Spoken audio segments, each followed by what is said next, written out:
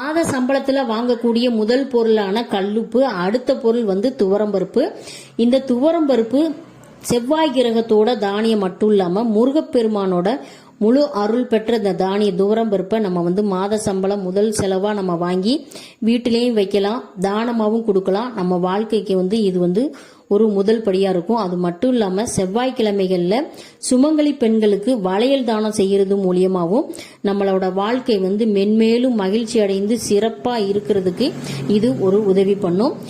துவரம்பருப்பை நம்ம கண்டிப்பா வாங்கி மற்றவங்களுக்கு தானமும் கொடுக்கலாம். நம்ம பூஜை ரூம்ல கல்லுப்பை வணங்குற மாதிரி துவரம்பருப்பையும் அதோட சேர்ந்து விரலி மஞ்சளையும் சேர்த்து நம்ம வச்சு வணங்க நம்மளோட வாழ்க்கை மகிழ்ச்சிகரமான வாழ்க்கையாகவும் செம்மை அடைகிறதையும் நம்ம கண்கூடா பார்க்கலாம். அது மட்டும் இல்லாம இந்த துவரம்பருப்பை வாங்கி வணங்க நம்ம முருகப்பெருமானோட முழு அருள் கண்டிப்பா நம்மளுக்கு கிடைத்துக்கிட்டே இருக்கும்.